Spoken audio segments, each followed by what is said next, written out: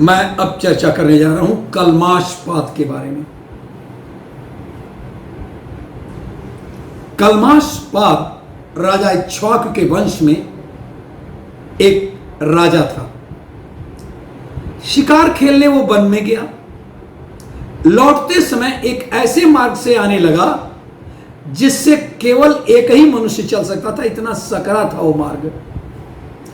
वो थका मांदा और भूखा प्यासा तो था ही, उसी मार्ग पर सामने से एक शक्तिमुनि आते दिख पड़े। शक्तिमुनि वशिष्ठ के 100 पुत्रों में सबसे बड़े थे। इस प्रकार से अभिमान कितना बुरा कर सकता है, ये जरा आगे देखिए। राजा ने कहा कि तुम हट जाओ। कलमाशपाद ने कहा मेरे लिए रास्ता छोड़ दो। वशिष्ठ पुत्र शक्ति ने कहा महाराज, सनातन धर्म के अनुसार क्षत्रिय का धर्म है कि वो ब्राह्मण के लिए रास्ता छोड़े। और इस प्रकार दोनों में विवाद हो गया, कहा सुनी हो गई। न ऋषि हटे न राजा। राजा के हाथ में चाबुक था, उन्होंने बिना सोचे विचारे ऋषि पर चला दिया। शक्तिमुनि ने राजा का न्याय समझकर उन्हें शाप दे दिया। अरे राजा नृपाधम, तू राक्षस की तरह तपस्वी पर चाबुक चलाता है, जाओ राक्षस हो जाओ। राजा ने कहा तुमने मुझे अयोग्य शाप दिया है, इसलिए लो मैं तुमसे ही राक्षसपना अपना दिखा देता हूं। जब शक्ति ने, वशिष्ठ पुत्र शक्ति ने कलमाशपाद को राक्षस बनाने का शाप दे दिया तो बन गया राक्षस। तो अब उसके बाद जो कलमाशपाद राक्षस बन गया था, उसने कहा अब ले मैं ही अपना राक्षसपना दिखाता हूं। और इसके बाद कलमाशपाद जो अभी राक्षस हो चुका था, शक्तिमुनि को तुरंत ही खा गया। केवल शक्तिमुनि को ही नहीं, वशिष्ठ के जितने पुत्र थे सभी को उसने खा लिया।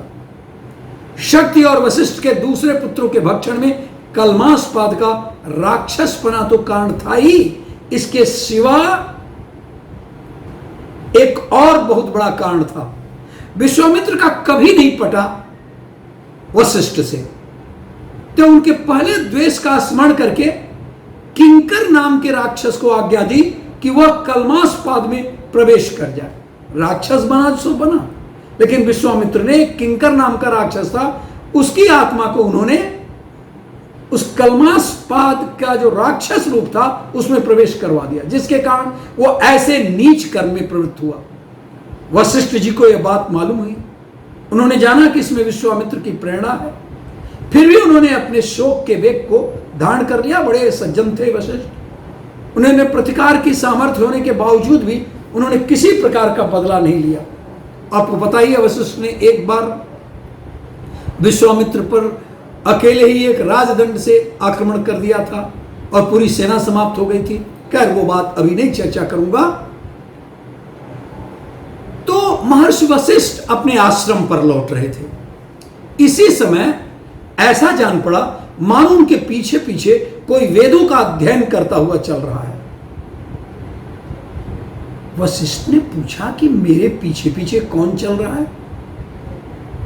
आवाज आई कि मैं आपकी पुत्रवधू शक्ति की पत्नी अदृश्यंती हूं। दरअसल शक्ति की पत्नी अदृश्यंती यानी वशिष्ठ की पुत्रवधू, वो पीछे पीछे आ रही थी, वो भी वशिष्ठ। वशिष्ठ बोले कि बेटी, मेरे पुत्र शक्ति के समान स्वर से वेदों का अध्ययन कौन कर रहा है? अदृश्यंती ने कहा कि आपका पौत्र मेरे गर्भ में है, वो 12 वर्ष से गर्भ में ही वेद अध्ययन कर रहा है। यह सुनकर वशिष्ठ मुनि को बड़ी प्रसन्नता हुई। उन्होंने सोचा अच्छी बात है, मैं तो सोचा था मेरी वंश परंपरा समाप्त हो गई, लेकिन अब यह लग रहा है कि मेरी वंश परंपरा का उच्छेद नहीं हुआ। और यही सोचते हुए वे लौट ही रहे थे कि एक निर्जन वन में कलमाशपाद जो राक्षस था उसकी भेंट हो गई। कलमाशपाद विश्वामित्र के द्वारा प्रेरित जो उग्र राक्षस से अपने अंदर उसकी ऊर्जा लेकर के वशिष्ठ मुनि को खा जाने के लिए दौड़ा। विश्वामित्र तो यही सोचते थे कि वशिष्ठ जाएं, कलमाशपाद इनको खा ले। उस राक्षस को देखकर अदृश्यंती डर गई और कहने लगी कि भगवान देखिए, पिताजी देखिए, यह हाथ में सूखा काट लिए भयंकर राक्षस दौड़ा रहा है, आप इससे मेरी रक्षा कीजिए। वशिष्ठ ने कहा, बेटी डरो मत, यह राक्षस नहीं कलमास्पाद है।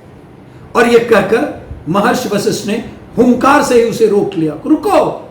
और इसके बाद उन्होंने जल हाथ में लेकर के उसे मंत्र से अभिमंत्रित किया और कलमास्पाद के ऊपर डाल दिया। वो तुरंत ही शाप से मुक्त हो गया।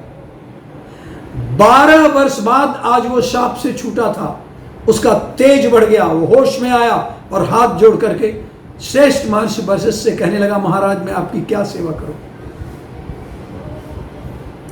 वशिष्ठ जी ने कहा, आप जाओ, तुम अपने राज्य की देखभाल करो, इतना ध्यान रखना कभी किसी का तिरस्कार न करना। क्षमाशील महर्षि वशिष्ठ इसी पुत्रघाती के साथ अयोध्या में आए और अपने कृपा प्रसाद से उसे पुत्रवान बनाया। इधर वशिष्ठ के आश्रम पर अदृश्यंती के गर्भ से पराशर का जन्म हुआ। चलिए, आपको यह भी पता चल गया कि पराशर का किन परिस्थितियों में जन्म हुआ था। भगवान वशिष्ठ ने पराशर के संस्कार कराए। पराशर वशिष्ठ मुनि को ही अपना पिता समझते थे और एक दिन अदृश्यंती ने बतलाया कि ये तुम्हारे पिता नहीं दादा हैं। इसी प्रसंग में पराशर जी को यह भी मालूम हुआ कि मेरे पिता को राक्षस ने खा डाला। यह सुनकर वो शक्तिमान को आपको बताए हूं, इसलिए ये पराशर को जब पता चला तो उनके मन में बड़ा दुख हुआ और उसने सब राजाओं पर विजय प्राप्त करने का निश्चय किया। महर्षि वशिष्ठ ने प्राचीन कथाएं कह करके उन्हें समझाया, बतलाया और आज्ञा दी कि तुम्हारा कल्याण इसमें है। वशिष्ठ के समझाने बुझाने के से पराशर ने राजाओं को पराजित करने का निश्चय तो छोड़ दिया, परंतु राक्षसों के विनाश के लिए घोर यज्ञ प्रारंभ किया। उस यज्ञ से जब राक्षसों का नाश होने लगा तब महर्षि पुलस्त्य, ये कौन है पुलस्त्य? कौन है पुलस्त्य? ब्रह्मा जी के और ब्रह्मा जी के पुत्र। और वशिष्ठ ने उन्हें समझाया, पराशर क्षमा ही परम धर्म है, मनुष्य तो यों ही किसी की मृत्यु का निमित्त नहीं बन जाता है। तुम यह भयंकर क्रोध छोड़ दो, त्याग दो इसको।